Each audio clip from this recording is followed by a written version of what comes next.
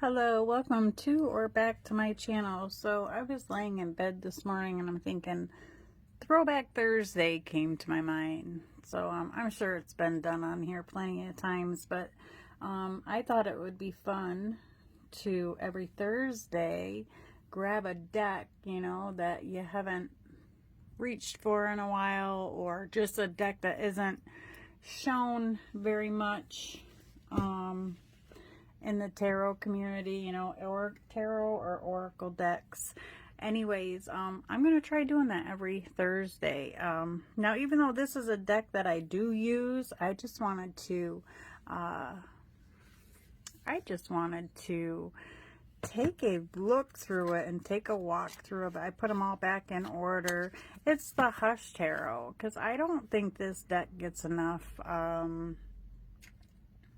It doesn't get, you don't see it much. I forgot to put my rings on. You don't see this deck being used much. And it is like one of my favorite decks. A lot of people have trouble trying to understand this deck. I did at first, but anyways, it comes in this nice little hardcover box. Comes with a little white book, and the interpretations in this little white book are quite interesting. I like them, actually. I wouldn't consider this or recommend this as a beginner deck. But surely people can do whatever they wish. So here's the backs of these beauties. I just love this deck. And I would consider this a darker deck. It's definitely a darker deck. So I did put them all back in order so we could look at them. So here is the Fool. It steers away from Rider-Waite tradition for sure. You're not going to find this to be, I mean, some of the cards, yeah, but for the most part, no. It's definitely not a Rider-Waite deck.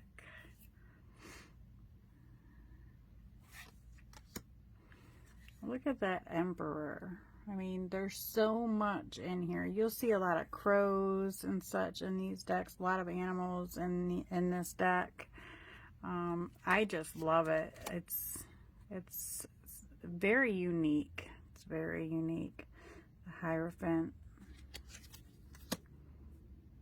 the Lovers,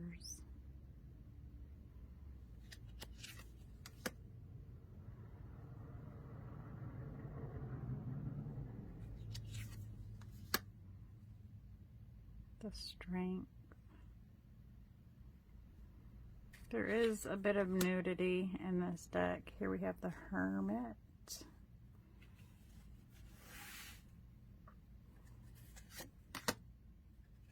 I love this Wheel of Fortune. The simplicity of it. And, if it didn't have the name on it or the number or whatever, and you were just going in and you looked at this image, you probably wouldn't know what card it is. You know what I mean? If you didn't know the deck or whatnot. That's why I'm saying I wouldn't recommend this as a beginner deck.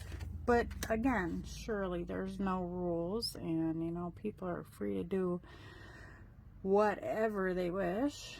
It's just I really feel if you're a beginner, you're gonna struggle with this one. If you're very intuitive, you probably won't struggle. Justice. There's the Hanged Man. Definitely different, right? It's as if the Hanged Man has gotten themselves down. They are untying the rope, that once had them hanging upside down. And look at this Death card.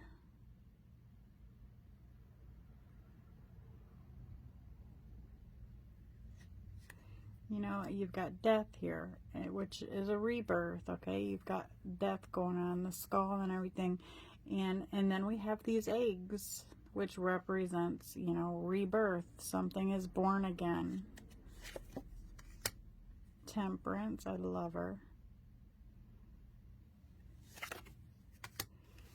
The Devil card. You've got this, I'm not sure if it's a kitty, it's probably a cat. Yeah, because I see the tail coming over, and it's got a mask on. So yeah, you know, the devil. Someone's wearing a mask. Someone's not who they might seem to be, you know. Someone's covering something up. I love this tower. I love this entire deck. And the star, a hunting we will go.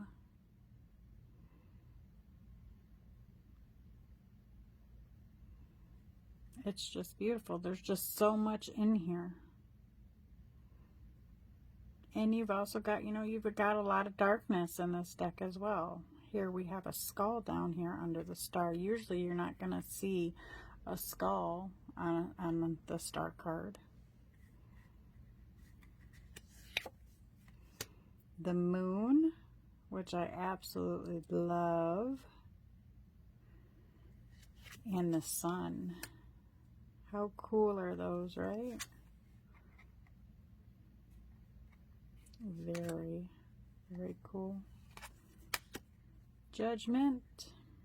You've got some images over here, you know, past, you know, to me, the Judgment card is a wake-up call. It's an awakening. It's, you know, answer the call.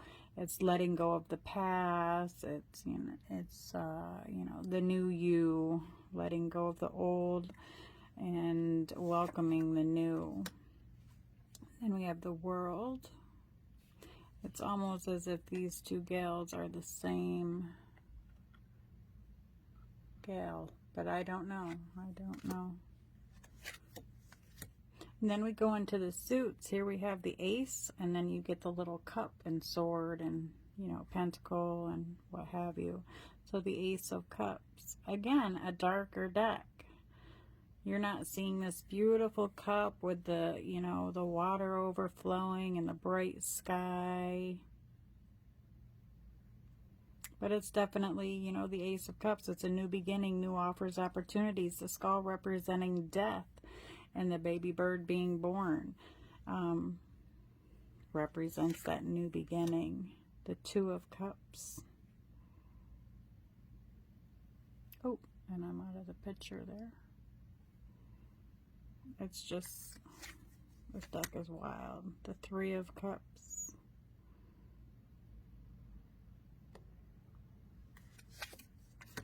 The Four of Cups. On some of the cards, you know, you're going to have your elements, like your cups and your swords, and then on some of them you're not. That's the only thing I wish that this deck did have.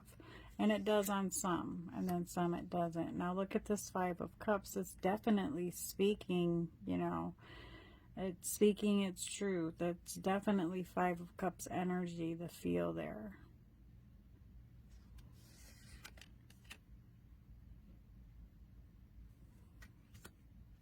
And here we have our cups. We have the Six of Cups here. We have two hares, and then we've got the Six Cups. That's the only thing I wish for this deck, that it would have all the elements on there. And then we have the Seven of Cups. Kind of like dreamy, like, you know, perhaps really thinking about this new option or this new choice that's to be made with many options. And there is a lot going on in this card.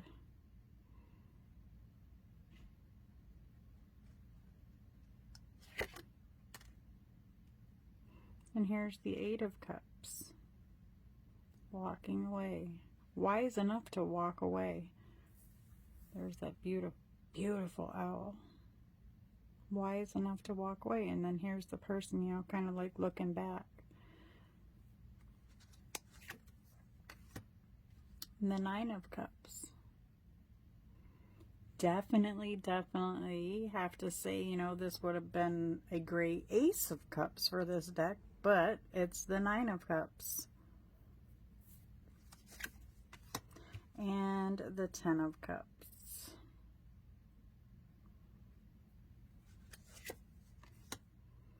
Then we have the page.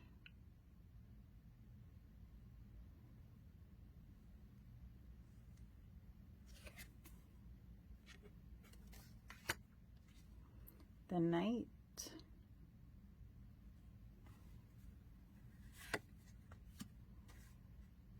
And the Queen of Cups. Lots of keys. You'll see lots of keys in this deck, which I really like.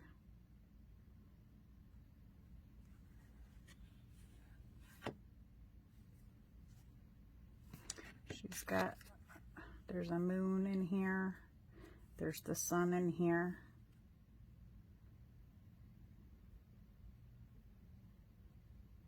And her crown is very like swordsy, like it would look more like the Queen of Swords, but it's not. It's the Queen of Cups.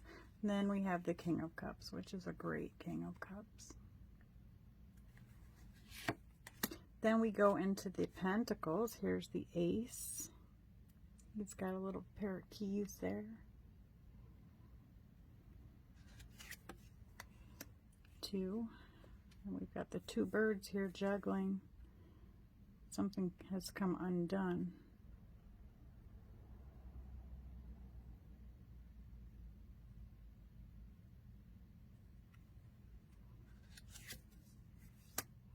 Then we have the 3 of Pentacles. Now, I have to say, too, that this card would have been awesome for a 3 of Cups.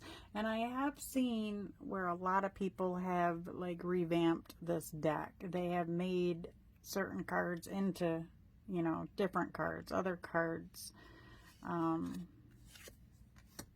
which is nothing wrong. I find it pretty cool, you know, because of obviously those cards meant that to that person. But yes, I've seen people do that with this deck.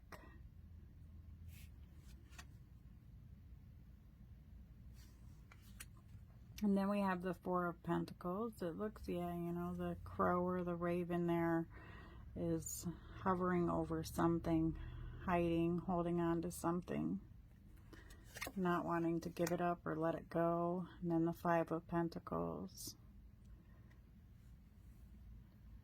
Feeling left out, just feeling down on their luck.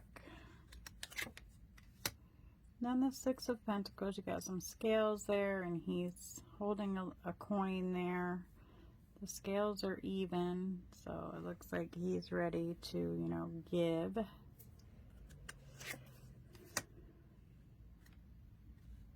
The 7 of Pentacles.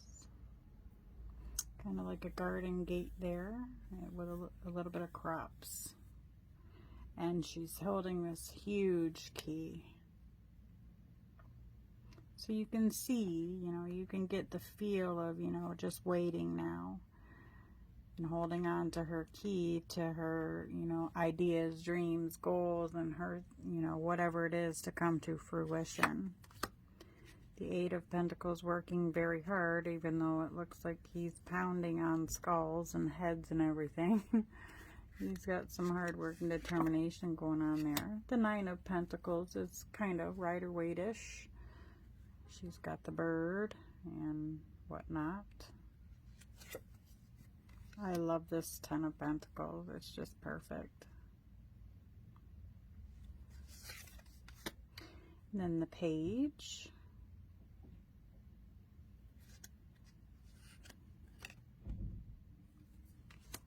The knight,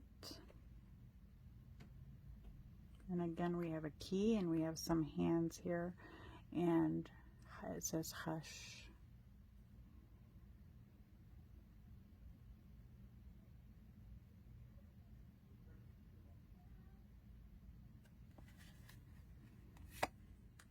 The queen is really pretty, even though very dark deck. Some of the cards are very pretty. I love them all.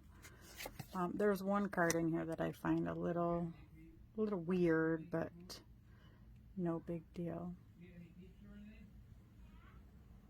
Here is the King of Pentacles. I really like this. It's like an old cuckoo clock. And the owls over the top of it. Here we have the Ace of Wands, and this is a person. laying down. There's their eye, and then you have the bird. Insects crawling. Two of Wands. A broken lamppost. But this looks like a direction thing. I can't think of the name of it.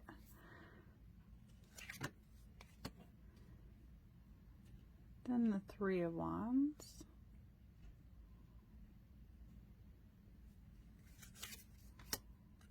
Four of Wands, very simplistic. Five of Wands, again, very simplistic. You have the snakes competing. Six of Wands, victory.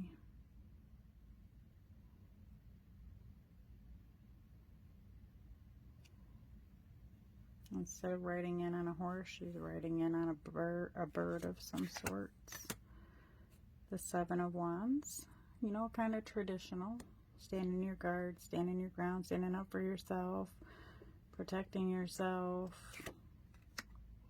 And here we have the Eight of Wands, which is definitely a little bit of a different take. You got this person laying in this field. Look, there's horses, there's lots of insects, but there's a lot of horses, and horses represent speed.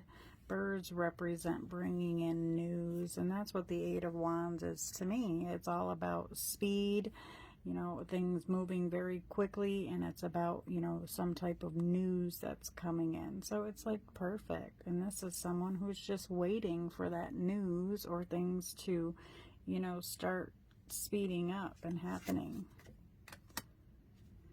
The Nine of Wands,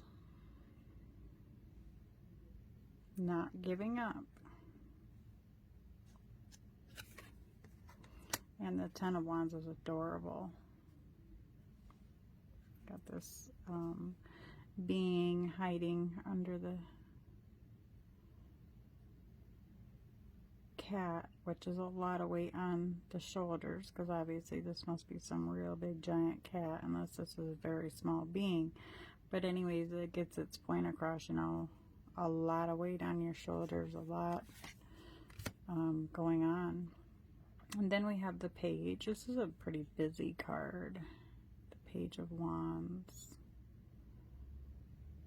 Definitely exploration and exploring. And then we have the Knight of Wands.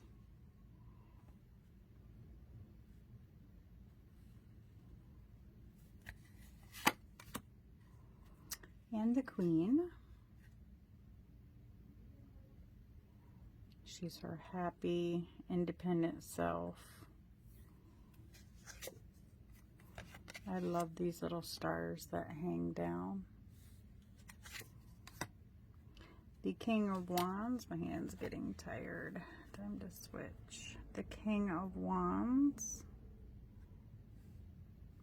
Ain't the backs just awesome? Yeah, and so again, like I said, you don't see this deck much. And then we go into the swords. Here's the Ace of Swords. And this horse is just like coming in, and she's like coming in with some type of clarity, you know, some kind of truth is coming in. And to me, you know, I look at this as whatever it is, you're not going to like it,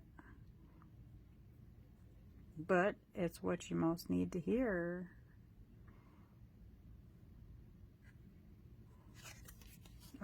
Definitely a breakthrough, like coming through with a breakthrough. It's almost like she's riding in this horse, and on this horse, like, we figured it out, we've got it, we've got that like aha moment, the clarity, the truth.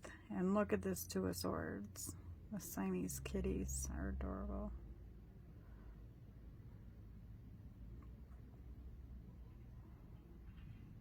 And just what kitty is, you know, the cutest. Kind of goes with, you know, and there's another one hiding over here. A choice, a decision needs to be made. Obviously not on which kitty, but you get my gist. I'm kind of explaining how I see the cards. 3 of Swords. Look at this agony. She even has a bee on her mouth.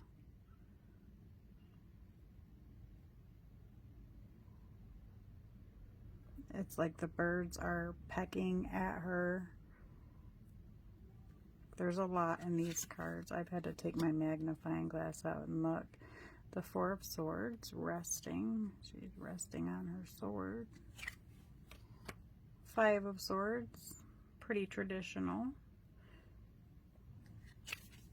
6 of Swords, pretty traditional. I like this, how it's just very simplistic here with that 6 of Swords. 7 of Swords, yes, they've got a basket full of keys here that they've taken. It's highly unlikely that all 7 of those keys are theirs. They've made their rounds and they have collected and taken what doesn't belong to them. The 8 of Swords. Now, instead of having the 8 swords wrapped around like in traditional and blindfolded, she's not blindfolded, but she does have her eyes closed, so she's not seeing clearly. And it looks like the ribbons and the ties are like breaking free. So she is getting herself unstuck. She's getting herself out of whatever it is she's gotten herself into that's made her feel stuck. And then we have the 9 of Swords. Nightmares, anxiety, worry, stress, fear. I mean, it says it all right there. So yes, definitely a darker deck, and that's what I really love about it. I love darker decks. I love bright decks, but I love darker decks as well. And here we have the 10 of Swords. Kind of traditional, just not with swords. We've got pretty flowers. This is the one card that I find really weird looking. It's just really weird looking. We've got half bird, half of a woman here for our Page of Swords on top of this skull. It's definitely different. And then we have our Knight of Swords, like ready to, you know, ready for action, ready to go for what they, you know, what they're wanting. A lot of insects here. This almost looks like a giant like grasshopper or something. It's probably playing the role of the horse. Queen of Swords.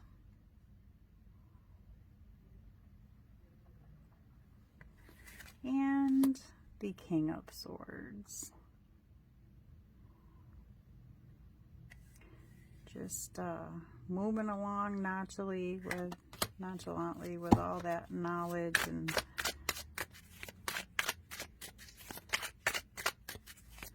alright, so just gonna shuffle them up real quick, pull one, and we'll read from the guidebook. So I thought this was something pretty cool to do every Thursday. Hopefully I can stick to it. Alright, let's see here.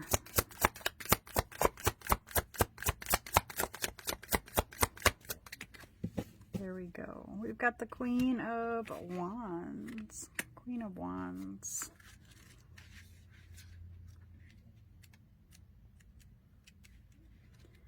And I'm just looking for it in the book so you guys can get a feel for how the book works here. Upright, positivity and determination. You are a natural leader and firmly focused on your goals. You are radiant in the dark of the world. The arrow on your shoulder points out your direction. The crow is a symbol of mystery. You listen closely, but it is you that draws out their secrets. And that's what they give you in the book. That's for the upright meaning. I mean, for the reversed, I don't do reversals at all. I can't believe I'm going to read this. Reverse, apprehensive, cautious. Recent slights against you have caused you to doubt your self-worth. This lack of faith is overshadowing you. So yeah, no. But that's what the guidebook. It's definitely your little white book, but I find it interesting, especially with a deck that's, you know, very different. It's definitely a very different deck. So that was my Throwback Thursday of the Hush Tarot, and I think it's pretty cool. Hopefully maybe we'll see a bunch of tubers doing this little Throwback Thursday where you grab a deck, you know, and just show it off. Take care, everyone. Thanks for watching. Be blessed.